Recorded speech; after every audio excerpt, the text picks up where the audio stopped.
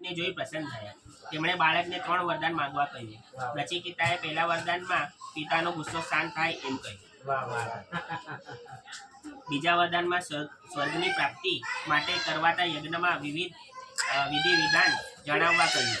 અને ત્રીજા વરદાનમાં મરણ થયા પછી આત્માની શી ગતિ થાય છે તે બાબતની પૃચ્છા કરી. એટલા મોટા 3 પ્રથમ તેમણે કહ્યું મારા પિતાનો ગુસ્સો શાંત થયો. બીજા વરદાનમાં સ્વર્ગની પ્રાપ્તિ થઈ. સ્વર્ગની પ્રાપ્તિ થાય. પ્રાપ્તિ કરવા વિધિ વિધાન જણાવો એટલે સ્વર્ગની વિધાન. અને ત્રીસરું આત્માની શી ગતિ થાય. મોટા પ્રશ્ન છે અને સારા પ્રશ્ન છે જે આપણે બી લાલાયિત છે કે શું થાય છે પછી. આ ત્રીજો પ્રશ્ન બ્રહ્મ વિદ્યાનો હોય. યમરાજે તેને અનેક રીતે લલચાવ્યો. બીજા વરદાન માંગવા જણાવ્યું પણ તે મક્કમ રહ્યો. લાલચમાં ન પડતા તેણે બ્રહ્મ જ્ઞાનની જિજ્ઞાસા વ્યક્ત કરી. એટલે યમરાજે તેને બ્રહ્મ જ્ઞાન આપ્યું. યમરાજજી એને બીજા બી આપ્યા કે આમ જ માંગતો બીજા વરદાન આપ્યું પણ એ ત્યાં અડક રહ્યો અને એને પછી બ્રહ્મદાન કારણ કે વેદ શરૂઆતમાં જ કહેશે વેદ અર્થાત તો બ્રહ્મ જિજ્ઞાસા. એટલે આ જન્મ થયો તો શાની માટે કે બ્રહ્મ કોણ છે એ જાણવા માટે જ આપણો આ જન્મ થયો છે. કારણ આમાં નહીં જાણીશું તો ફરીથી પુનરભિ જન્મ પુનરભિ મરણ પુનરભિ જન્મ જટલે ચયનમ આ જ થશે. આપણે ફરીથી રિપીટેશન થશે. અને આ જન્મ આપણને 84 લાખ યોની પછી મળ્યો છે. એટલે આમાં અગર બ્રહ્મની જિજ્ઞાસા નહીં કરીશું તો આ ફેરો પણ આપણો વ્યર્થ જશે. તો આ ફેરો આપણો વ્યર્થ ના જાય એની કોશિશમાં છે આપણે બધા. અને પરમાત્મા પાસે આપણે ક્યાં મતે આપણને આપી છે ને આપણે એટલું કરીએ. મનુષ્ય કે બડે ભાગ મનુષ્યનું પાપ અને આ પરમાત્માને પામવા માટે જ થયો છે. બાકી તો બધું ખર્ચાઈ જવાનું છે પણ આ ક્યારે ખર્ચાવાનું પરિણામ આપણી સાથે આવે. કારણ કે 3 વસ્તુ કીધી છે. પહેલા તો શરીર, પછી સગા સંબંધી અને સંપત્તિ. આ 3 વસ્તુ ત્યાગવા માટે જ આપી છે ભગવાન. બરાબર. શરીર છે, લાસ્ટમાં જન્મ મૃત્યુ જરા અને વ્યાધિ, બુઢાપો આવશે એટલે ક્ષીણ થઈ જશે. એની પછી શરીર, પછી સગા સંબંધીઓ. હવે સગા સંબંધીઓ બધા તમે આપણા પેલા દાદા દાદી ગયા, એની પછી આપણા જે પિતૃઓ હતા એ ગયા, એની પછી હવે આપણે લોકો છે તો આપણા લોકોથી બધાનું મૃત્યુ થવાનું જ છે. કોઈ અમર કાકડો ખાઈ નથી આવ્યા, અમરત્વ નથી કોઈ પણ. એમ તો બધાનું મૃત્યુ થવાનું જ છે. અને સંપત્તિ જે ધન ભેગો એકત્રિત કર્યું છે એ બધું અહીંયા જ રહી જશે. એના એટલે માટે કહેવાય છે ને કે ધન ભરતુઆરી કહે છે કે ધનની 3 ગતિ છે. એક તો ધન પેલા જે વાપરે, ધન વાપરે, ધન વેડફે અને ધન વાવે. તો આ જે ભાગવતમનું ધન છે આ ધન આપણે વાવી રહ્યા છીએ. હવે આમાં આજે ભાગવતમની શરૂઆત થયા પછી આપણે ફળ ફ્રૂટ લાવ્યા, આપણે હાર લાવ્યા, તો આ ધન આપણે વાવ્યું કહેવાય. અને આ ધન વાવ્યા પછી આનું ફળ મારા પિતૃઓમાંથી જેને મળશે એ મળશે, પ્લસ મારી આવનાર પેઢીને પણ આ ધનની પ્રાપ્તિ થશે. એટલે માટે ધન વાવવાનું છે, ભાગવત રૂપી ધન વાવવાનું છે. એક રાજા રહી છે, એની 4 રાણી રાજા. તો પેલી રાણીને બહુ ખૂબ પ્રેમ કરતો હોય છે પેલી રાણી. અને બીજી રાણીના એ કંઈ બહાર જવાનું હોય ને પદ પ્રતિષ્ઠા બતાવવા માટે, આમ કે મારી રાણી બહુ રૂપાળી છે, આમ વટ પાડવો હોય ને તો બીજી રાણીને કંઈ બહાર પ્રોગ્રામ બિગ્રામમાં હોય ને રાજાનો તો એના હારે લઈ જાય બીજી રાણીને. અને ત્રીજી રાણી હારે ખૂબ આમ પ્રેમ કરતો હોય, વાલ કરતો હોય કે સંબંધ હોય એની હારે, કેવું છે તબિયત પાણી આ તે. અને ચોથી રાણીના ક્યારેક જ જાય એની પાસે કે આ હેલો કરી લીધું. પછી આમ રસ્તામાં મળ્યા રાજાના દરબારમાં જવા ત્યારે રાણી મળી તો કીધું કેવી છે તબિયત બાકી એટલું વધારે નહીં. ત્યાં સંતો મંતોએ કીધું કે પહેલી જે રાણી છે જે દીદી બહુ પ્રેમ કરે છે એ છે આપણું શરીર, પહેલી રાણી. બીજી રાણી છે ધન સંપત્તિ અને પદ પ્રતિષ્ઠા, જે આપણે બહાર જઈએ તો બધું બતાવીએ ને સોનું મેરીના માન સન્માન બતાવવા માટે. એટલે હા મર્યા પછી કોણ કોણ હારે આવે છે તો પહેલી રાણી શરીર છે બરાબર, તો એ આવતી નહીં, એ અહીંયા છોડી દેવું પડે. બીજી રાણી છે પદ પ્રતિષ્ઠા, એ બી આપણે હારે આવતો નથી. ત્રીજી રાણી છે એ પ્રેમ તો કરે છે, એ આવવા તો ઈચ્છા છે પણ એ નહીં આવતી. એ છે આપણો પરિવાર. એ સમસાન આપણા ચિતા પછી બી ઘરે આવે. ચોથી રાણી છે જે હાય હલ્લો ખાલી કરતો હતો, તો એ રાણી કીધું કે હું તારી હારે. એ છે આપણો આત્મા. એ કે હું તમારે પણ આપણે ક્યારે ભીતર આપણે ક્યારે મંથન જ નથી કરતા નથી કરતા. બે વસ્તુ છે, એક બહાર અને ભીતર. નિરાકાર ને સાકાર ને નિરાકાર બેમાં જ સંતો મંતો રમ્યા છે. કોઈ બહારથી ભક્તિ કરી છે, જેવી નરસિંહ મહેતાના આ લોકો મીરાબાઈ એ લોકો બહારથી ભક્તિ કરી. ત્યારે કબીર સાહેબ છે મોટા એ લોકો ભીતરી જ્ઞાન ભીમ ગુરુ મળ્યા જેને અંતરમાં એ બધું એ લોકો કે અંતર જ હવે તમને જેવી રુચિ એવી તમે પામી શકો છો. જેવી રીતે નીતેશે રાજાની વાર્તા કરી તો એક રાજા હતા, ઘણી બધી રાણીઓ હતી. રાજાનું વિદેશમાં જવાનું થાય છે, બરાબર. તો રાણીઓનો સંદેશો મોકલાવો છે કે હું વિદેશમાં છે, તમને જે જોઈતું હોય મને તમે મંત્રીને મોકલાવો છો, તમે એક લિસ્ટ આપો મને, તો હું તમારી માટે અહીંયા વિદેશથી આવું છું, તો હું તમારી માટે બધી વસ્તુ લેતા આવું. તો કોઈ રાણીએ પાકીટ માંગ્યું, કોઈ રાણીએ આ માંગ્યું, કોઈ રાણીએ સાડી માંગીને, કોઈ અલંકાર ને ધન ને આ ને તે બધું માંગ્યું. પરંતુ એક પ્રિય રાણી હતી રાજાની, એને એક લાલ કલરનો કાગળ લીધો અને એમાં ખાલી લખ્યું સા લખ્યું એમાં. તો રાજા તો બુદ્ધિશાળી કહેવાય રાજા. તો જેવો એ રાણીનો પત્ર લીધો અને જોયું લાલ લેટર છે એટલે લાલ જેવી રીતે કાકાએ લાલ ટી શર્ટ પહેરી છે, તો એ લાલ ટી શર્ટમાં લાલ કાગળમાં એને ખાલી લખ્યું સા. તો રાજા તો બુદ્ધિશાળી હતા, તો એ સમજી ગયો કે મારી આ જ રાણી છે કે જે મને પ્રેમ કરે છે અને મારી પ્રતીક્ષા કરી રહી છે અને મારા ફરીથી પાછા આવવાની એ રાહ જોઈ રહી છે અને એ લાલસા છે એના. તો રાજા જેવા આવે છે તો બધી રાણીઓને જે આપવા મૂકવાનું છે એ આપી દેશે અને તરત જ પછી એ રાણીની પાસે જાય છે અને રાણીની પાસે જઈને પછી જાય છે. આપણે પણ બધું આધ્યાત્મિક રીતે ભૌતિક રીતે ઘણું બધું માંગી લઈએ છીએ આપણે, પરંતુ જે આધ્યાત્મિક રીતે માંગવાનું પરમાત્માને માંગવાના છે, તો પરમાત્મા અંતિમ સમયમાં આપણી પાસે આવે છે અને આપણા સ્મૃતિમાં આવે છે. એટલે ભગવાનની પ્રાપ્તિ થાય અને પરમાત્માની અંતિમ સમયમાં સ્મરણ થઈ જાય એ મહત્વનું છે. આ આપણને લાલસા, પરમાત્મા પ્રત્યેની લાલસા આપણને જો કેટલું સરસ લાગી રહ્યું છે, કેટલું વિષય પરથી જ વિષય નીકળી રહ્યા છે અને બધું જે આપણે શ્રવણ કરેલું છે એ બધું આપણે નીકળી રહ્યું છે. કૃષ્ણ કઈ બાજુ છે? એ કૃષ્ણ જો કોણ છે? કોણ છે? જલ્દી જો કોણ છે? લાવવાનો બોલો. કથા ચાલી રહી છે. અરે મને ઉપર ખાવા બોલાવે છે. હેલો કોનું છે? હા, થોડી કથા ચાલી રહી છે, કથા ચાલી રહી છે. પછી આવું આજો હા, કૃષ્ણનું મોકલાવું બેટા. હારું મોકલાવું. ઉપર ખા બોલાવે છે.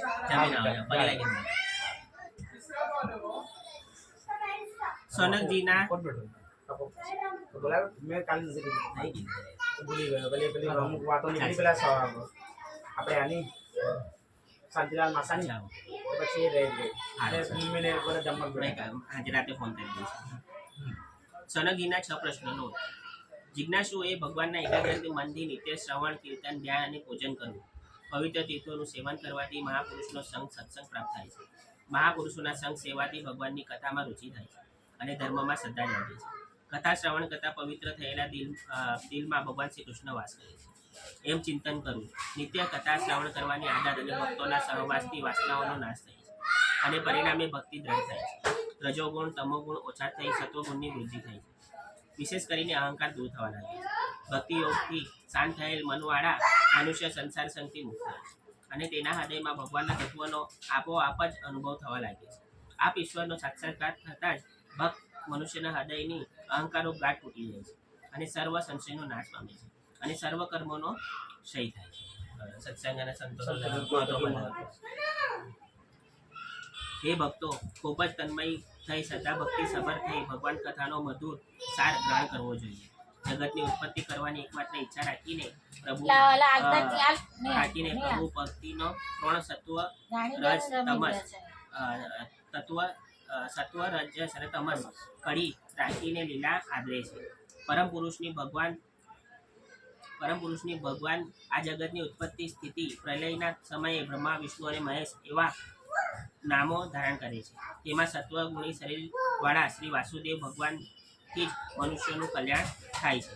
જેમ પૃથ્વીના વિકારલોપ લાકડામાંથી ધુમાડો થાય છે અને એ ધુમાડામાંથી વેદો કર્મમય અગ્નિ થાય છે, તેમ તમોગુણથી રજોગુણ અને રજોગુણથી સત્વગુણ થાય છે.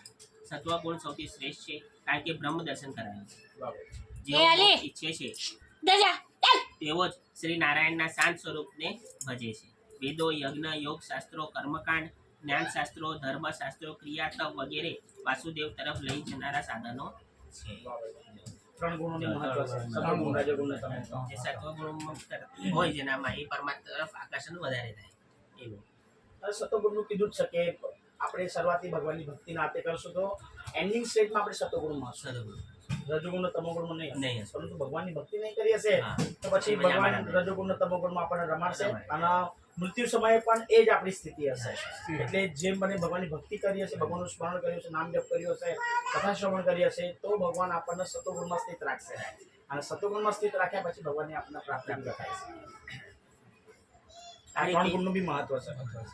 આપણે ત્રણ ગુણમાં ત્રણ જ ગુણમાં જ રમી રમી રહ્યા રહ્યા છે અને આપણા બધામાં જ છે. હા. આપણને એવું લાગે કે આ હોશ છે પણ નહીં એ પણ એનામાં એ ગુણ છે એના જન્મ કર્મના હિસાબે આપણને એવું લાગે છે કે આ કેમ આવું કરી છે આના આપણે નહીં કહેતા કરોડા બાબા દિવસ પૈસા એ ગુણ છે એમના ગુણ છે. એ કોઈ જન્મના કર્મના કે ભક્તિ કરી નહીં હોય આ જન્મમાં બી ભક્તિ પ્રાપ્ત થવાની નહીં.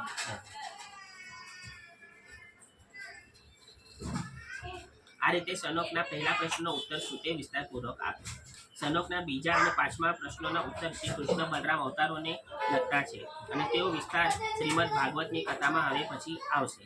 સનોક મુનિના ત્રીજા પ્રશ્નનો ઉત્તર આપતા શ્રી સુખજી જણાવે છે કે ભગવત લીલા ત્રણ પ્રકારની છે.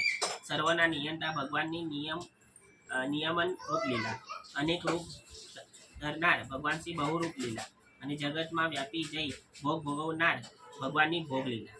ભગવાન દેવ, મનુષ્ય, પશુ પંખી આદિ રૂપે લીલા કરે છે અને જીવોનું લાલન પાલન અને રક્ષણ કરે છે. ભગવાનની બધી લીલાઓના અને એમાં ભોગ લીલા, મનુષ્ય, પશુ પંખી બધું ભગવાન જ કરે છે. અહમ બીજ પ્રદપિતા એટલે ભગવાન દરેકના બીજ છે. આપણે કહીએ કે માતા પિતાથી આપણો જન્મ થયો નહીં, પરંતુ એ બીજ વાવનાર સ્વયં પરમાત્મા છે. પ્રથમ માતા પિતા તો ભગવાન જ કહેવાય ને પરમાત્મા છે, આપણા. પરમાત્મા. કારણ કે એમણે બીજમાં પોતાની ઉત્પત્તિ કરી ત્યારે આજે આપણી ઉત્પત્તિ થઈ. માતા પિતા પેલું હતું બીજ હતું, પણ એમાં ઉત્પત્તિ તો ભગવાને કરી ને આપણે. તો પરમ માતા પિતા તો એ જ છે ને. અને આપણે ક્ષીર સાગરમાં પરમાત્મા કેવા હોતા છે બરાબર ને તે એવી રીતે પરમાત્મા કે આપણે એમનો અંશ ને આપણે બી જ્યારે માને ગર્ભમાં રહી છે ત્યારે ડોક્ટર સાયન્સ કહી શકે 80% પાણી રહી અને એમાં આપણે પરમાત્માની જેમ હોતા છે. કારણ કે આ બધી વસ્તુ પેલા તો કારણોદક્ષાય વિષ્ણુ, એની પછી ગર્ભોદક્ષાય વિષ્ણુ અને પછી મહાવિષ્ણુ. મહાવિષ્ણુ. આ પણ ભગવાનના અંશ અવતાર જ અંશ છે. અવતાર જ છે. અને આનાથી સૃષ્ટિની ને બધાની ઉત્પત્તિ થાય. આપણી પણ આ બધા વિષ્ણુથી ઉત્પત્તિ થઈ છે. કારણોદક્ષાય વિષ્ણુ, ગર્ભોદક્ષાય વિષ્ણુ અને મહાવિષ્ણુ.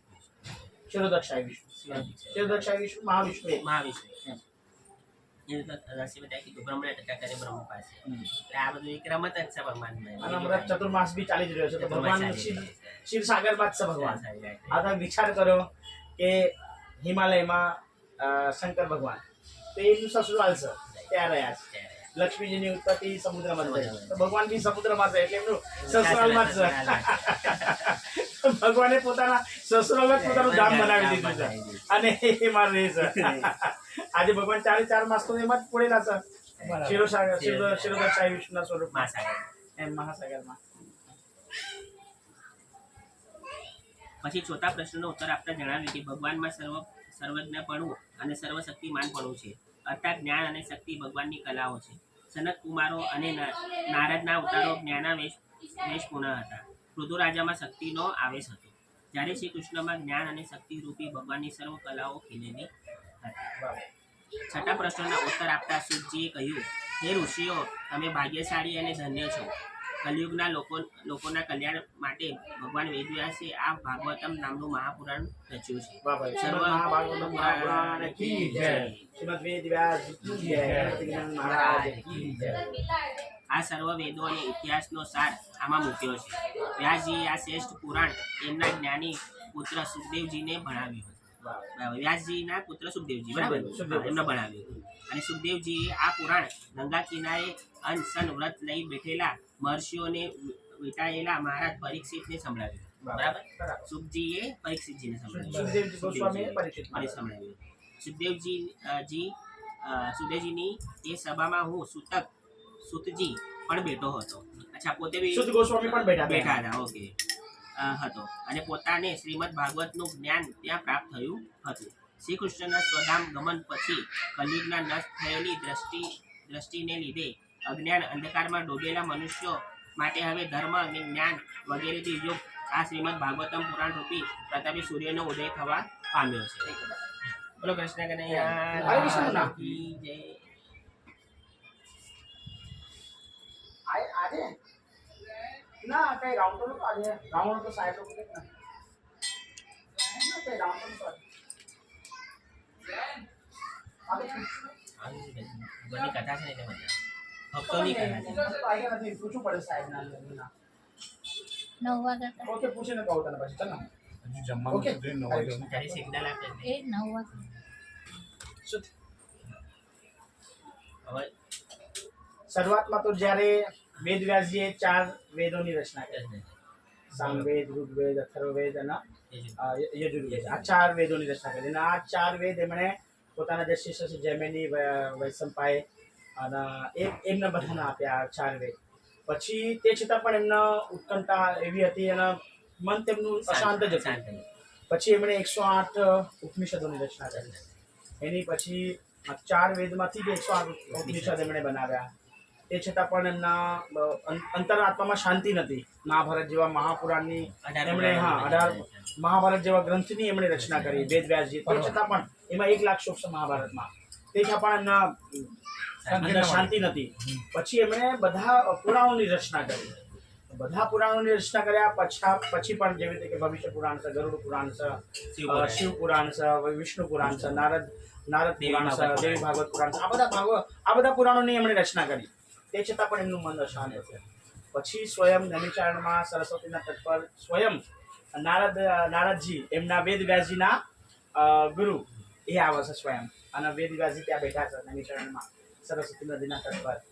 અને પછી કહેવાય છે કે જેવી રીતે કે આપણે બીમાર પડેલા હોય અને આપણે આપણો હાથ ડૉક્ટરને આપી દઈએ કે ભાઈ તમે ચેક કરો હું છે હું નહીં, આ તકલીફ છે મને, તો એવી રીતે સ્વયં નારદજી વેદવ્યાસજીનો હાથ પકડે છે અને કહે છે કે તમે આટલા બધા ગ્રંથોની રચના કરી, એમાં લાખો શ્લોકોની પણ તમે રચના કરી, પરંતુ તમે અત્યાર સુધી ભગવાનના ગુણ રૂપ લીલાનું તમે અત્યાર સુધી કોઈ પણ ગ્રંથોમાં વર્ણન કર્યું નથી. પછી નારદજી કહે છે કે ઠીક છે કે ગુરુદેવ, હું ભગવાનના રૂપ ગુણ લીલાના વર્ણનનું શ્રીમદ ભાગવતમ પુરાણના પ્રમાણે હવે હું એનું વર્ણન કરીશ, તમે મને આશીર્વાદ આપો. પછી બધા એમના શિષ્ય હોય છે એમને કહે છે કે તમે જાઓ, હું હવે એકાંતમાં રહીને ગણપતિ ભગવાનને બોલાવે છે અને કહે છે કે જેવી રીતે હું ઉચ્ચારણ કરું દરેક વસ્તુનું એવી રીતે તમે લખતા રહો. તો એવી રીતે શ્રીમદ ભાગવતમની શરૂઆત થઈ. શ્રીમદ ભાગવતમમાં ભગવાનના ગુણ રૂપ લીલા, ભગવાન અને ભગવાનના ભક્તોની અંદરની ચર્ચા વિચારણા અને લીલાઓનું વર્ણન શ્રીમદ ભાગવતમમાં છે. એટલે અલગ અલગ રીતે છે કે નારદજીએ પણ સ્વયં વેદવ્યાસજીના આ ગ્રંથથી સંભળાવ્યું હતું ભાગવતમ. એની પછી સોનકાદી ઋષિઓનું છે એમણે પણ આ કથા કરી બધા સુદ ગોસ્વામીની સાથે. અને એની પછી ત્રીજું છે સુખદેવ ગોસ્વામીએ પછી પરીક્ષિત. તો અને એની પહેલા તો આ જ્યારે ભગવાન અહીંયાથી ડિપાર્ચર થઈ રહેલા ત્યારે શ્રીમદ ભાગવતમનું જ્ઞાન ભગવાને ઉદ્ધવજીને આપ્યું.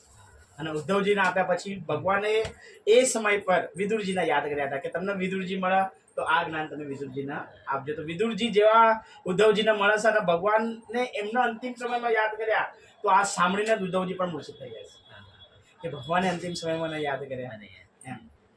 તો આ જે ભગવાનનું લીલાનું વર્ણન છે તો આ બધું પરંપરાના હિસાબે આ રીતે બધું ચાલતું આવે એમ. તો આમાં ટોટલ 18,000 શ્લોકો છે, 335 અધ્યાય છે અને 5,96,000 શબ્દ છે શ્રીમદ ભાગવતમ. આ તો ચલો કાકી આ એક પહેલો સ્કંદ બીજો સ્કંદ આમાં આપીને ખતમ કરી દીધું ટૂંકમાં. પરંતુ મંદિરમાં આપણે જોઈએ ને તો આવી 18 બુક્સ આટલી મોટી મોટી છે.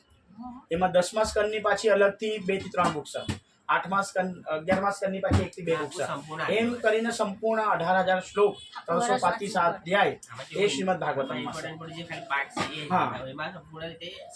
સંક્ષિપ્તમાં બધું આપ્યું છે.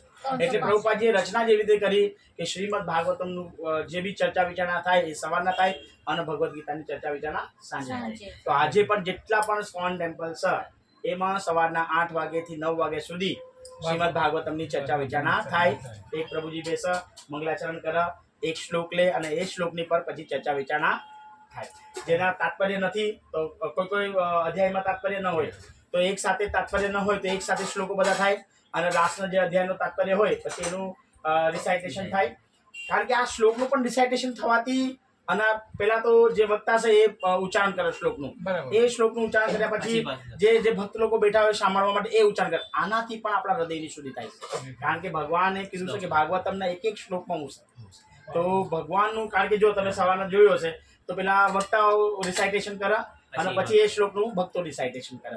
તો એનાથી પણ આપણા હૃદયની શુદ્ધિકરણ થાય છે. શુદ્ધિકરણ એમાં મેં લેક્ચરમાં સાંભળ્યું છે એટલે થોડું નીકળી ગયું છે તો આપણને જાણે આ બધી વસ્તુની થાય અને જરૂરી છે. આપણે શ્રવણ થયું. હા, આ જો આટલા વર્ષો પહેલા સાંભળ્યું હતું પરંતુ હૃદયમાં સ્મૃતિમાં પણ તો આજે આ બધી વસ્તુનું ઇમ્પોર્ટન્સ આપણને ખબર પડવી જોઈએ. એક વખત આપણને ઇમ્પોર્ટન્સ ખબર પડે ને તો પછી આપણે એમાં ઓર લાલાયિત થઈ જાય અને આમ જ કઈ ઇમ્પોર્ટન્સ જ ના ખબર હોય ને આપણે આમ જ બેઠી જઈએ તો એના ઇન્ટરેસ્ટ ના લાગે. ઇન્ટરેસ્ટ ના લાગે. હા, પણ એક વખત એને ઇન્ટરેસ્ટ લાગે ને તો એના ઇમ્પોર્ટન્સ ખબર પડે તો એના ઇન્ટરેસ્ટ લાગે.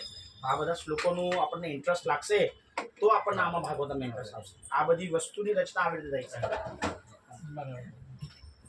સુખદેવ ગોસ્વામી તો સ્વયં માતાના ઘરમાં કોઈ પુરાણમાં કહે છે કે 12 વર્ષ રહ્યા, કોઈ પુરાણમાં કહે છે 16 વર્ષ રહ્યા. વિટિકા માતાના ઘરમાંથી બહાર જ નતા આવતા ભગવાન સુખદેવ ગોસ્વામી. એટલા 12 16 વર્ષ રહ્યા માતાના ગર્ભમાં. હવે વિચાર કરો. પણ કહેશે કે નહીં, વેદવ્યાસજીને કહેશે કે નહીં તમે ભગવાનને બોલાવો અને ભગવાનની બહાર આવ્યા પછી મને માયા ટચ ન કરી શકે એવું ભગવાન સ્વયં કે પછી હું કહેશે જન્મ લઈશ. તો એ સમય પર પછી વેદવ્યાસજી પ્રાર્થના કરે છે.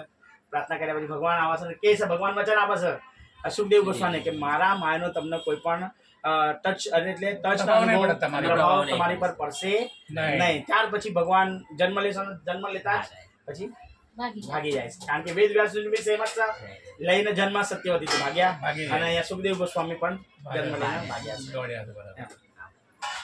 બોલો કૃષ્ણ કનૈયા. જો આ ઇમ્પોર્ટન્સ છે વેદ વ્યાસજીનું, સુખદેવ ગોસ્વામીનું. આ આપણે કારણ કે સુખદેવ ગોસ્વામી છે ને કાકા રાધાણીના અવતારના શુક હતા. શુક એટલે પોપટ. અને ભગવાનની અંતરંગ લીલા જે હતી ભગવાને એ સમય પર રાધાણી માતાની સાથે કરી હતી તો એ બધા અંતરંગા ભક્તિના અને બધું કોન્ફિડેન્શિયલ નોલેજ કે ના હોય. તમે કાકીની સાથે વાતાવરણ કરો કે અંદરની તમારી અંદરની ગુપ્ત વાત હોય એ જે કોઈને તમારા છોકરાઓને બી ન ખબર હોય એ રીતે તમે વાતાવરણ જે કરતા હોય એ બધી વાતાવરણના સાક્ષી સ્વયં સુખદેવ ગોસ્વામી હતા. અને એ સુખદેવ ગોસ્વામીને રાધાણી માતાએ કીધું કે અમારી લીલાનું વર્ણન તમારે પૃથ્વીલોકમાં જઈને કરવાનું છે એટલે તમારે સુખ તરીકે સુખદેવ ગોસ્વામી તરીકે તમારે જન્મ ધારણ કરવો પડશે. અને એમણે અહીંયા વેદવ્યાસજીના માતા વિટિકા માતાના ઘરમાં તેમને જન્મ ધારણ કર્યો અને ભાગવતમનું જ્ઞાન એટલે વેદ સુખદેવ ગોસ્વામી અગર રાધાણી માતાનું નામ લે ના તો સમાધિ લાગી જાય. અને સમાધિ લાગી જાય તો 7 દિવસો પરીક્ષિત મહારાજને શ્રાપ મળ્યો તો એમને પછી ભાગવતમ સંભળાવી ન શકે. એટલે માટે રાધારાણી માતાનું નામ શ્રીમદ ભાગવતમમાં કોઈ જગ્યાએ આવ્યું નથી. કેમ? કારણ કે એમને સમાધિ લાગી રાધારાણી માતાનું નામ લે એટલે. કારણ કે જેવો સંદેશો આપવાનો હોય રાધારાણી માતાનો તો ભગવાન અહીંયા સુતા હોય સવારના ઉઠ્યા એટલે બારીમાં જો ભગવાનના સૂર્યનારાયણ ભગવાનના દર્શન કરે એટલામાં શું કાવા રાધા રાધા રાધા કરીને અને રાધારાણી માતાનો પછી સંદેશો કૃષ્ણને આપે કે તમારે આજે નિકુંજમાં રાધારાણી માતાએ કીધું છે કે 5 વાગે મળવાનું છે. કૃષ્ણ ભગવાન ખુશ થઈ જાય કે મને શું કે કીધું કે આજે રાધારાણી માતા મારી પ્રિયતમા આજે મને મળવાની છે નિકુંજમાં અને આટલો ટાઈમ આપ્યો છે. તો એમના પંપાળ એમને કે તમારે કંઈ ખાવું છે તો કે મારે કંઈ ખાવું નથી, મારો તમારો સંદેશો શું છે મને કહો તો હું રાધારાણી માતાને કહું. તો પછી જેવું ભગવાન કૃષ્ણ કહે છે કે તમે કહી દો રાધારાણી માતાને કે આટલા વાગે સો પ્લેસ પર નિકુંજમાં આવે. તો એ સંદેશો લઈને પાછા રાધારાણી માતાની પાસે જાય. કૃષ્ણ કૃષ્ણ કૃષ્ણ. પછી રાધારાણી માતાના સંદેશો આપે. રાધારાણી માતા એમને દાડમ આવે ને દાડમ એના ફોતરા ખવડાવવા છોલા એમને દાણા ખવડાવે એમને પંપાળા એમને ચુંબન કરે. તો આ બધી લીલાઓ છે કાકા એમ સુખદેવ ગોસ્વામીની પણ એમ નિકુંજ મેં વિરાજે રાધે રાધે. તો આ બધી કોન્ફિડેન્શિયલ નોલેજના અને વાતોચીતોના સાક્ષી છે સુખદેવ. હરે કૃષ્ણ. હરે કૃષ્ણ. તો વાંચનની સાથે સાથે ક્લિયર બી થઈ રહી હા એટલે ક્લિયર થઈ રહ્યું છે ને Clear બી એટલે થઈ. ઇમ્પોર્ટન્સ ખબર પડી ગયું છે Importance આપણને. ખબર કે પડી. સુખદેવ ગોસ્વામીનું ઇમ્પોર્ટન્સ શું છે શું છે? વેદવ્યાસજીનું વેદવ્યાસજીનું ઇમ્પોર્ટન્સ શું છે એટલે કેવી રીતે આ બધી રચનાઓ કરી રચનાઓ કરી. કેમ પછી લાસ્ટમાં શ્રીમદ ભાગવતમ પુરાણ લીધું અને પુરાણ આ લીધું. શ્રીમદ ભાગવતમ જો બધા પુરાણમાં શ્રી શબ્દ લગાડ્યો નથી નથી. પરંતુ એક શ્રીમદ ભગવદ્ ગીતા અને શ્રીમદ ભાગવતમ આ જ બે મહાપુરાણમાં એને શ્રીમદ શબ્દ લગાડ્યો છે શ્રી એટલે ભગવાન રાધાની માતા અને મદ એટલે આપણે એમાં યુક્ત થઈ રાધાની માતાના સુખમાં આપણે યુક્ત થઈ એટલે શ્રીમદ ભાગવતમ બસ. જો આ બધું પહેલા સાંભળેલું છે પણ આ ચલો ભગવાનની કૃપાથી સ્મૃતિમાં આવી રહ્યું છે એટલે સારું છે સારી વાત છે ને, સાથે ગ્રંથની સાથે સાથે ખુલાસો થઈ રહ્યો છે. આપણને ખબર કોઈ ઇમ્પોર્ટન્સ આપણા સમાજ લોકોને વ્યાસનારાયણ ને સુખદેવ કોઈને ખબર જ નથી પોતાનું બધા ભગવદ્ ગીતા અને ભાગવતમ બી એક જ માણસ એક જ માણસ છે, એક જ એ ભગવદ્ ગીતા અને ભાગવતમ એક જ છે પણ જો નોલેજ જ નથી ને કારણ કે શ્રવણ જ નથી શ્રવણ કર્યું. જ નથી કર્યું. એમ એટલે એમનો ઇમ્પોર્ટન્સ ખબર પડે ખબર જ ખબર. અધ્યાય 3 ભગવાનના 24 અવતારો.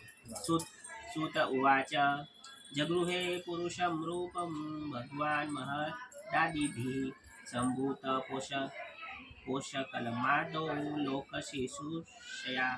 સુજીએ કહ્યું, પ્રથમ લોકોનું સર્જન કરનારી ઈચ્છાથી ભગવાને મહત્વ, અહંકાર અને 5 તન્માત્રાઓથી ઉત્પન્ન કરેલું તેમ 11 ઇન્દ્રિયો અને 5 ભૂતોરૂપી 16 અંશોવાળું પુરુષ રૂપ ધારણ કરી.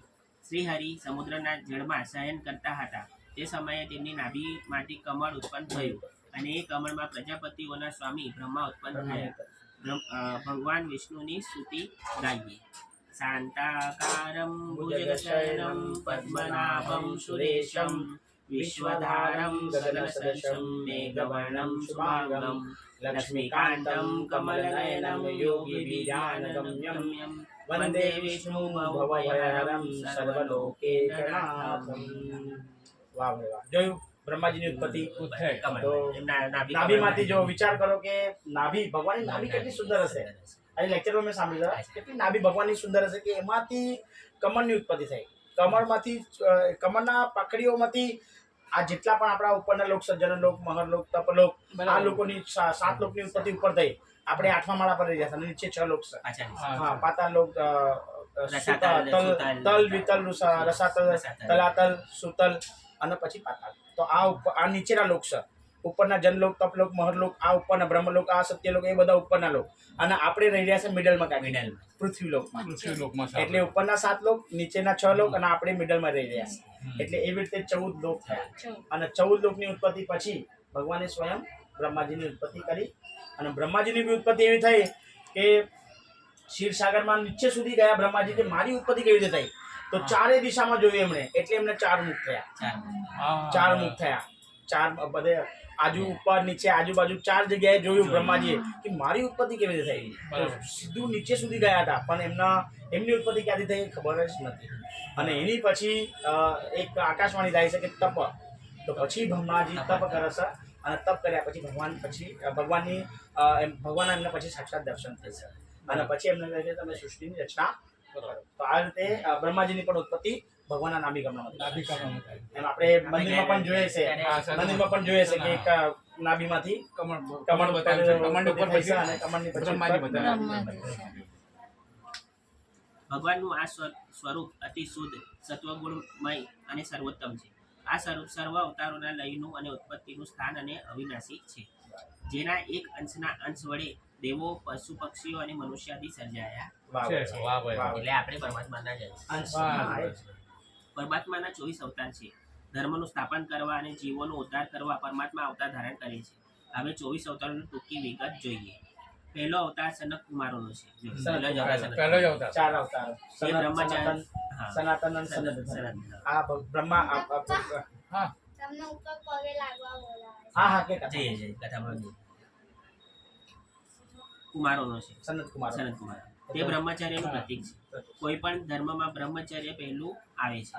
બ્રહ્મચર્ય વગર મન સ્થિર રહેતું નથી. બ્રહ્મચર્યથી મન, બુદ્ધિ, ચિત્ત, અહંકાર પવિત્ર થાય છે.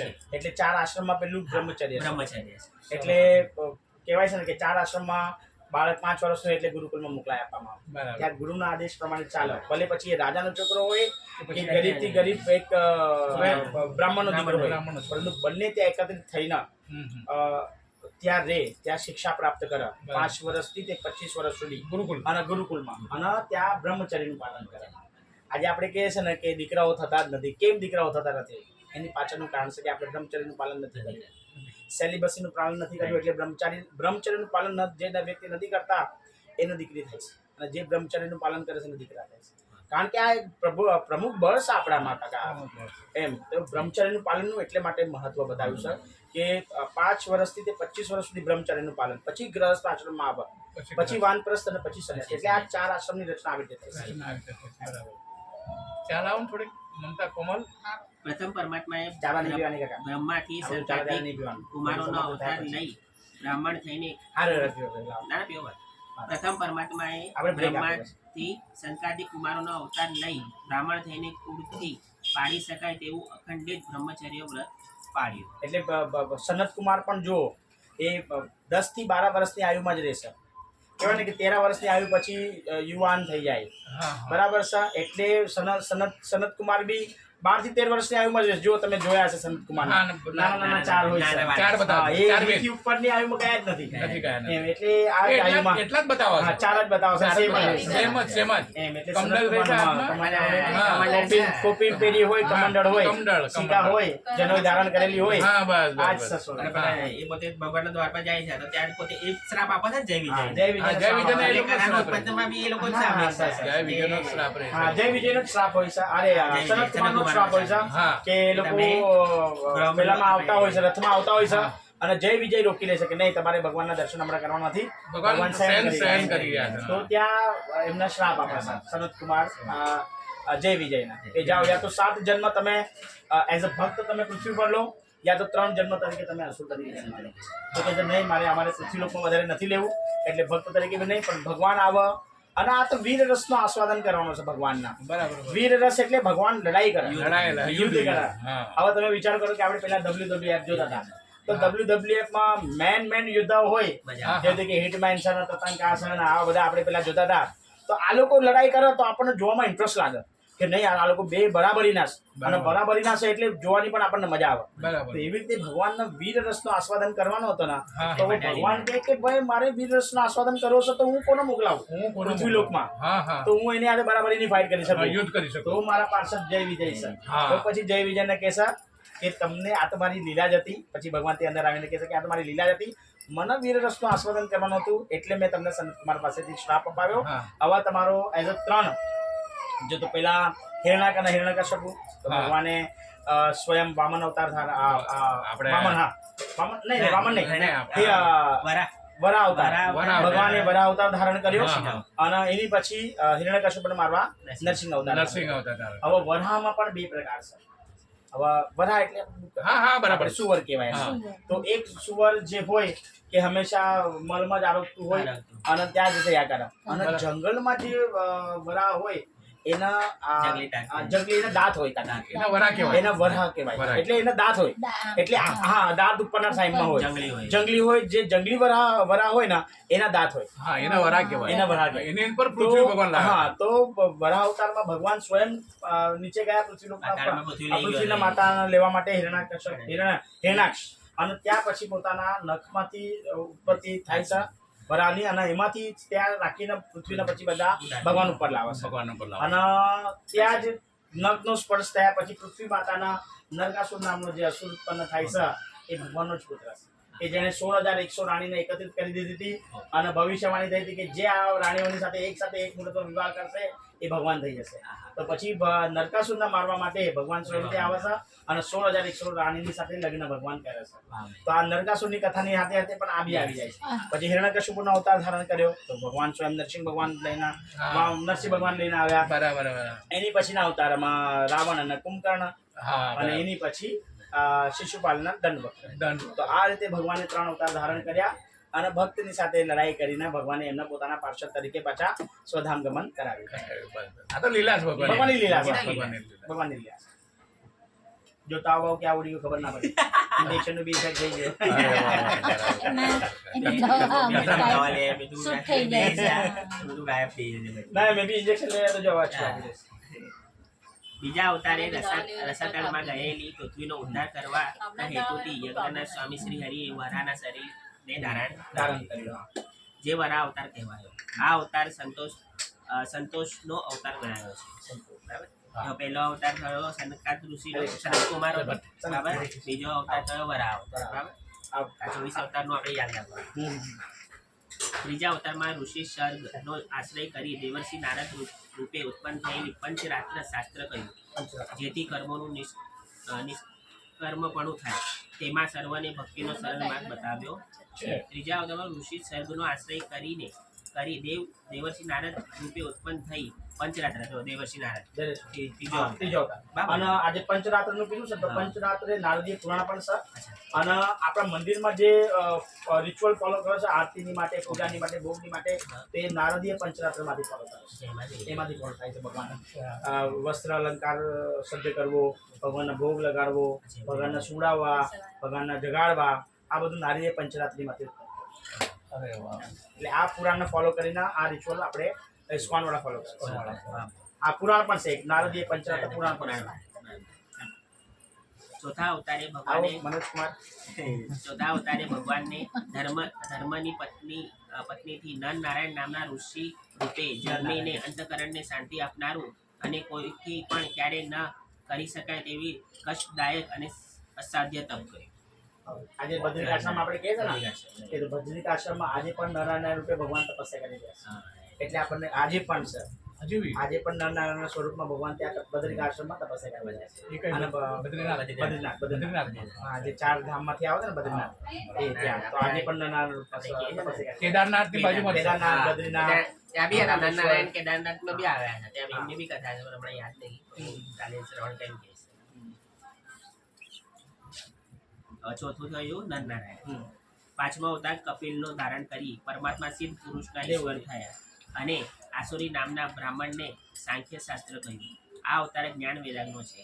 જ્ઞાન વૈરાગ સાથે ભક્તિ આવશે તો ભક્તિ કાયમને માટે સ્થિર રહેશે. ભક્તિના 2 પુત્ર છે, જ્ઞાન અને વૈરાગ્ય. માણસ જે ભક્તિ કરતું હશે એનો ઓટોમેટિકલી આ નોલેજ, જ્ઞાન એટલે નોલેજ આવશે. અને અમુક સ્ટેજ પછી એના વૈરાગ્ય પણ આવશે. પરિવારના છોડીને આવો પરમાત્મા પ્રાપ્તિની માટે આપણે એકાંતમાં જવાનું, વનવાસ કરવાનો. એટલે ભક્તિના 2 પુત્ર છે, જ્ઞાન અને વૈરાગ્ય.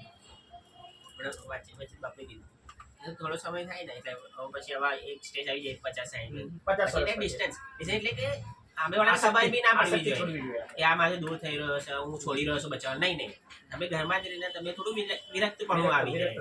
તેથી તમે અસંગથી અસંગ થઈ જાઓ, થોડા લાંબે થઈ જાઓ, તો એટલે કોઈને ખબર બી ના પડે અને તમે યોગી જેવું જીવન તમે જીવી શકો.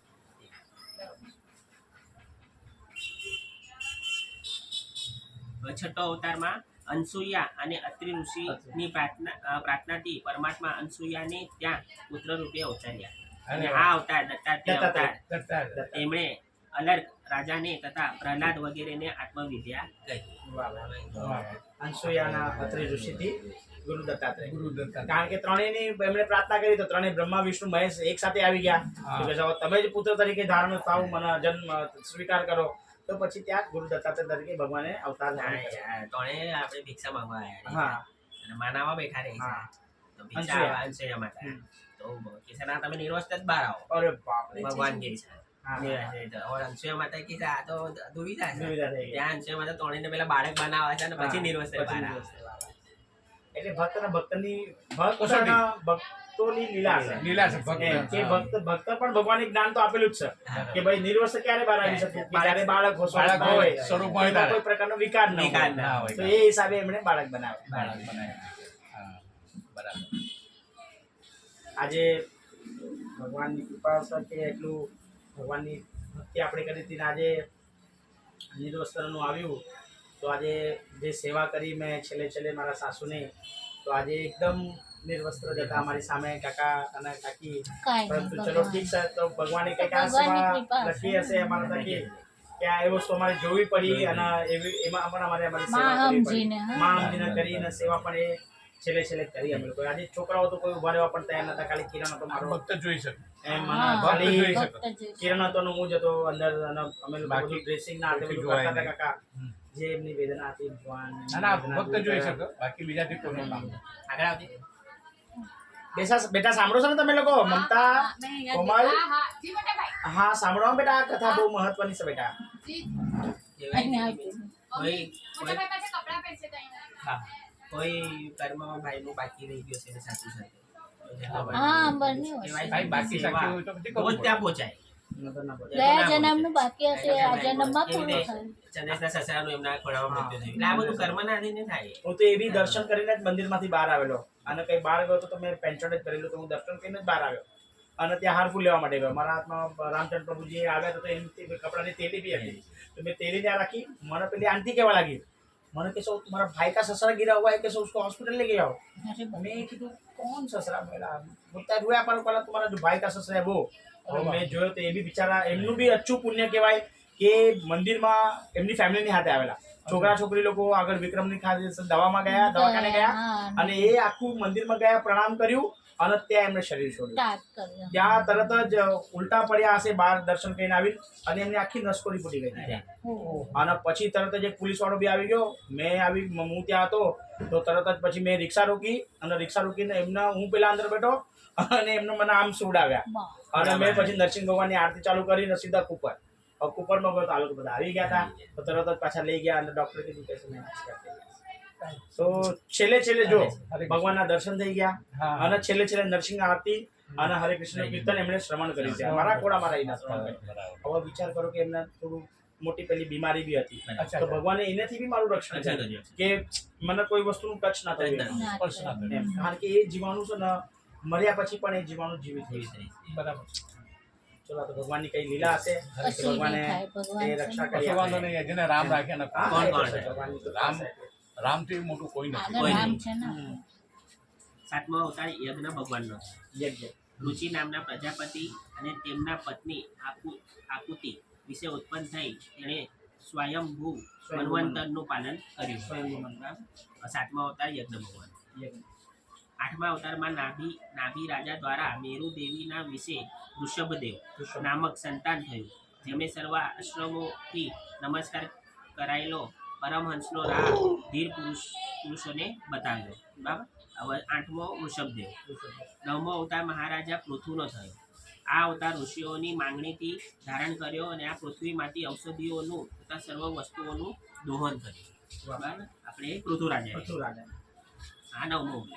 દસમા અવતારમાં પરમાત્માએ મત્સ્ય રૂપ લઈ પૃથ્વીમય નૌકામાં બેસાડી સત્યવ્રત રાજાનું રક્ષણ કર્યું અને પ્રજા તથા ઔષધિઓ સહિત તેનો પ્રલયમાંથી બચાવ કર્યો. બરાબર. મત્સ્ય રૂપ આ આપણે દસમો અવતાર. સત્યવ્રત રાજા. અને સત્યવ્રત સત્યવ્રત મુનિ. રક્ષણ કર્યું. સત્યવ્રત મુનિનું રક્ષણ કર્યું. હા. સત્યવ્રત. સત્યવ્રત રાજાનું સત્યવ્રત રક્ષણ રાજા. કેટલું મોટું વાણ બતાવ્યું છે કેટલું મોટું વાણ બતાવ્યું છે. કેટલી મોટી મત્સ્યકાર અને એ બતાવી છે. મચ્છી બી સામાન્ય મચ્છી નથી કાકા. હા હા આપણે વિચાર કરીએ કે મચ્છી બતાવી કેટલી દુર્ગંધ આવે પરંતુ સોનાની મચ્છી છે. હા. ગોલ્ડ અવતાર તરીકે મત્સ્યનો ભગવાને ધારણ કર્યો છે. ઓહો. ઓહ, આખું કેટલી મોટી મત્સ્યકાર મત્સ્ય મોટી બતાવી. અવતાર બતાવે છે. હા 11મા અવતારમાં દેવો તથા અસુરો જ્યારે સમુદ્ર મંથન કરતા હતા ત્યારે પરમાત્માએ કાચબાનું કશ્યપ કશ્યપ રૂપ લઈ કશ્યપ. મંદરાચલન પર્વત પોતાની પીઠ પર ધારણ કર્યો.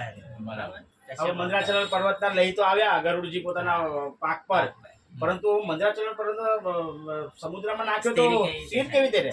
તો ભગવાને પાછો ત્યાં કશ્યપ અવતાર ધારણ કશ્યપ કર્યો અવતાર ધારણ કર્યો. અને આખો પર્વતના પોતાની પર પીઠની પર લઈ લીધો. હા રાધા ગોવિંદ મહારાજ કહે છે કે હમણાંના સમયમાં જે એમ કહે છે ને કે હું ભગવાન છે તો જેવી રીતે કે કશ્યપ અવતારમાં રગડ થયું મંદરાચલ પર્વતનું હા, હા. અને પર્વત ભગવાનના કશ્યપ ભગવાને ધારણ પીઠ પર અવતાર કર્યો રાખવો પીઠ પર રાખ્યો તો એ પેલું રસથી એમને ઊંઘ આવી ગઈ કશ્યપ અવતારના ઊંઘ આવી ગઈ અરે વાહ તો હમણાંના સમયમાં જે એમ કે છે ને કે હું ભગવાન છે તો કે એને સુડાવો અને એના પર 1-2 ક્વિન્ટલનો પથ્થર ઘસો અગર એને ઊંઘ આવી જાય તો સમજવાનું કે પાછા ભગવાન છે રાધા ગોવિંદ મહારાજ કહે છે. 11મા અવતાર કશ્યપ. 12મો અવતાર ભગવાને ધન્વંતરીનો ધારણ કર્યો અને અમૃત અમૃત લઈને આવ્યા. ધન્વંતરી. ધન્વંતરી. એટલે આપી ભગવાનનો જ અવતાર. ભગવાનનો જ અવતાર ધન્વંતરી અવતાર એ સમુદ્રમાંથી નીકળ્યા. સમુદ્રમાંથી. હા પછી મોહિની અવતાર આવશે શાયદ 13મા અધ્યાયમાં ભગવાને મોહિની અવતાર લઈ કીધું ને અસુરોનો મોહજાળમાં સંભળાવીને અમૃત કુંભ દેવોને આપી. દેવોને આપી મોહિની અવતાર. જે હવે જે જો આમાં પણ કેટલું મહત્વ છે કે જે ભગવાનના શરણમાં છે ભગવાન હંમેશા એની જ રક્ષા કરે. બાકી મંદરાચલ પર્વતનું મંથન કર્યું ત્યારે પૂંછડીના તરફ દેવતાઓ હતા અને જે સાપ હતો મંદરાચલ મુખ તરફ તો અસુરો લોકો હતા એટલે જેવું રગડ કરતા હતા ને તો જે વિષની જ્વાળાઓ નીકળતી હતી ને તે તો બધા અસુરો પર નીકળતી હતી તો એ લોકો અસુરોને એ બી તાપ સહન કરવો પડ્યો. એટલે તો એના કાળા થઈ ગયા. અસુરોને એ પણ તાપ સહન કરવો પડ્યો, પરંતુ જો જે ભગવાનના ભક્ત છે તો ભગવાન હંમેશા એની રક્ષા કરે છે. બરાબર. એટલે માટે ભગવાને જે અસુર હતા એ લોકોના જ અમૃતનું પાન કરાવ્યું. બાકી મહેનત તો બંને લોકોએ સાથે કરી હતી, દેવતાઓને કરે. દેવતાઓએ પણ કરી ને અસુરોએ પણ કરી, પરંતુ દેવતાઓને અમૃત કરે. અમૃત ભગવાને ખાલી ભગવાનના જે ભક્ત હતા શરણાગત હતા એમને જ પાન કરાવ્યું. શું થયું? અચ્છા, તું વચમાં મત આવી પેલામાં. બરાબર. અને આ બધા 17 સોની સેનાનું વધ સ્વયં પરશુરામે કર્યું. અને પરશુરામે જોયું કે આ ક્ષત્રિય આવી રીતે વિરાન કરે છે બ્રાહ્મણ લોકના, એટલે 21 વખત એમણે આખી પૃથ્વીના ક્ષત્રિય વિહોણી કરી હતી. અને આખી લોહીની નદી ત્યાં બતાવી છે કે એમાં ક્ષત્રિયોનું લોહી વહતું કરી દીધું. અને એ સમય પર પરશુરામથી બધા ક્ષત્રિયો ગભરાતા હતા. પણ પરશુરામ મારે ખ્યાલથી ભગવાનનો જ અવતાર છે. અવતાર જ છે ભગવાનનો, પણ મારે ખ્યાલથી અમર છે મારે અમર ખ્યાલથી. છે, પરશુરામ બી અમર છે. પરશુરામજી હા, સાતમા એ આવે. બી સાતમા, હા, હા, ક્યાંક અમર તત્વમાં સાતમા છે. એવી ભૂમિ પર બતાવે છે. બધા અલૌકિક રીતે પોતાના એ બધું પેલામાં હોય. પણ જ્યારે ઉત્થાપન થશે કળિયુગનું, ત્યારે બધા જ આવશે. બધા જ આવશે, પરશુરામ બી હા. આવશે. બરાબર. એ હજુ બી છે મોજૂદ છે. સર, પરશુરામ જેવી રીતે ધનુષ્ય તોડે છે. ચિરંજીવીમાં છે, 7 ચિરંજીવી. ચિરંજીવી. પરશુરામ. 7 ચિરંજીવીમાં પરશુરામ બી છે. હનુમાનજી છે એવી હનુમાનજી રીતે છે, એ બી છે. પરશુરામ છે. બરાબર બરાબર. આપણે જે રીતે ધનુષ તોડે છે હા. ભગવાન, બરાબર ને? ત્યાં પછી પરશુરામ આવે. આવત છે, હા. ત્યાં બધા જેટલા રાજા બે તો બધા ડરી જાય છે કે હવે તો આપણે બધા મર્યા. મર્યાદા, હા, બધા ક્ષત્રિય હતા ને બધા ક્ષત્રિય હતા. કે આ બરાબર. ફરીથી આવો આપણને બધાને જ મારી દેશે. બધાને મારશે. પરશુરામજી. બરાબર બરાબર ભગવાન કહે છે એ ધનુષ તો કીધું તૂટી ગયું. બરાબર. એ હા. તો તોડ્યું કોણે? થોડી પણ. પરશુરામજી. શિવજીનું ધનુષ હતું, પિનાક જમીન નામ. હા. અને શિવજીનું ધનુષ તોડે એટલે હા. બરાબર તો બરાબર. કે છે એ ધનુષ હતું, પેલા ધનુષ હતું, હવે તો તૂટી ગયું. એ ધનુષ આવ્યું નહીં. છે નહીં. એ કે તોડનારો બી કહે છે કે હું તો દાસનો દાસ છું. રામ ભગવાન કહે છે પરશુરામ દાસાનું દાસ. દાસાનો દાસ છે. ત્યાં પછી એમની સાથે વાર્તાલાપ સંવાદ થાય છે, સંવાદ સંવાદ. છે. લક્ષ્મણજી તો ભડકી જાય છે. હા, હા, ગુસ્સે થઈ ગયા. શેષ અવતાર રહેશે. શેષ નાગ છે ને ભાઈ. હા હા. એ સંવાદ તો બહુ મસ્ત છે લક્ષ્મણજીની હારે. બહુ ભડકાવા છે. હો. એ તો એ સાંભળવાની તો બહુ- ભગવાન રામ કહે છે કે અર્જુન કહે છે એના દૂધના દાંત છે. એ સબ દૂધ ગંધાય છે. લક્ષ્મણ તો કહે છે આવું બોલે છે દૂધ ગંધાય છે કે છે લક્ષ્મણ ને કહે છે. હા, બહુ એ જબરજસ્ત. આ તો બહુ ડેન્જર છે કે. શેષ નાગ છે. શેષ છે, શેષ. બરાબર. 16મો અવતાર પરશુરામનો છે. 17મો અવતાર વ્યાસજીનો છે.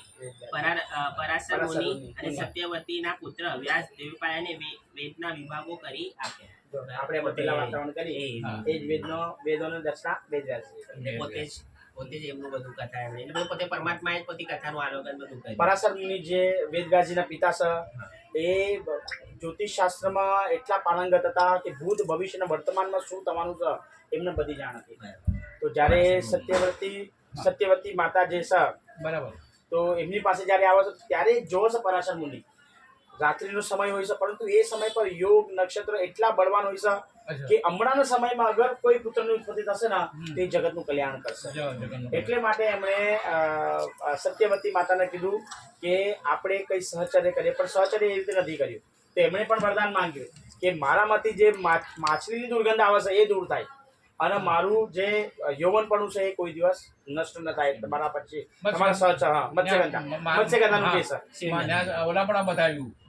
મહાભારતમાં બતાવ્યું. બરાબર. તો આ યોગ નક્ષત્ર બળનું પ્રભાવ હતો એટલે પરાશર મુનિ જાણી ગયા કે નહીં હમણાં કોઈ સ્ત્રી તો હોવી જોઈએ ને ઉત્પત્તિની માટે બાળક ના. બરાબર તો બરાબર. એ હિસાબે મત્સ્યગંધાને કીધું કે તમે આ વસ્તુની માટે તમે મારો સહકાર આપો અને તમારી જે ઉત્પત્તિ થશે એ બાળક આખા કે જગતનું કલ્યાણ કરવા માટે થશે. વેદવ્યાસ. એ વેદવ્યાસ. એ વેદવ્યાસ. એમ એટલે બે વસ્તુ એમને એક્સેપ્ટ કરી.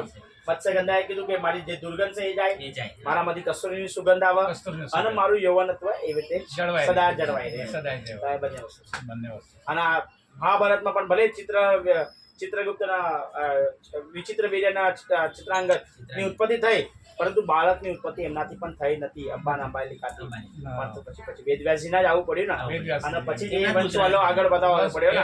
એમણે તો એમણે જ આવીને જ પછી વંશવાલો આગળ વધાર્યા ને. એમના પુત્ર છે. હા એમ હા, એ બરાબર. હિસાબે તો આ બધું જો કનેક્ટિવિટી ક્યાંથી ક્યાં ક્યાંથી શકાય ક્યાંથી ત્યારે એમ બધી જ વસ્તુથી કનેક્ટિવિટી છે એના જ છે. એટલે આમાં કહેવાય પરમાત્મા વગર કાંઈ જ નહીં. આખું રચયિત જ પરમાત્મા છે. ના ખૂબ સરસ નથી હોતું. સત્યાવેશ અવતાર તરીકે ભગવાન વેદવ્યાસ છે. એટલે શક્તિનો આવેશનો અવતાર છે ભગવાન વેદવ્યાસ. વેદવ્યાસ. બરાબર 17મો અવતાર વ્યાસજીનો, બરાબર. બરાબર. 18મો અવતારે દેવતાઓનું કામ કરવાની ઈચ્છાથી રામરૂપી રાજાનો અવતાર ભગવાને ધારણ કર્યો. વાહ. એ મર્યાદા પુરુષોત્તમ અવતાર છે. મર્યાદા પુરુષોત્તમ અવતાર. હવે 18મો અવતાર મર્યાદા પુરુષોત્તમ. રામ ભગવાન હા, આપણે રામ ભગવાન.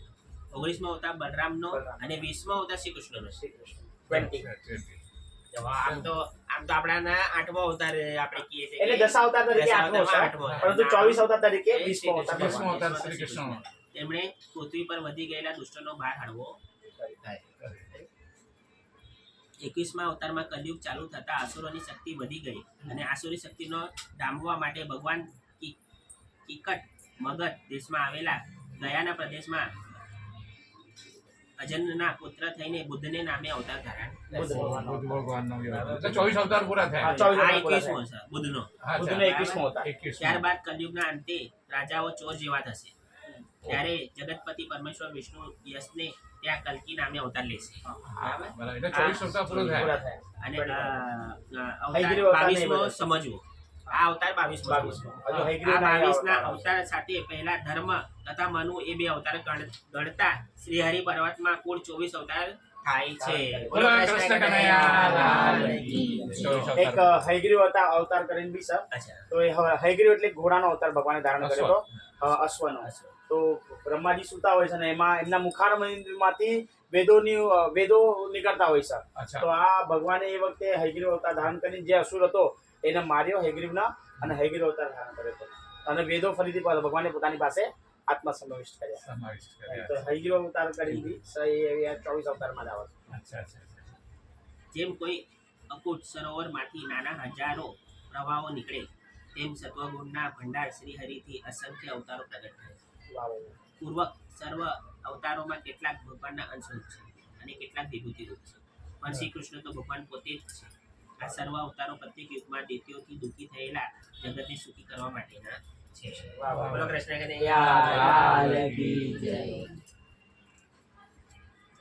એ છે સાડા 9 વાગે. પ્રસાદ તૈયાર છે? પ્રસાદ આપો અમારે- શેરાનો. મજા આવી ગઈ હા.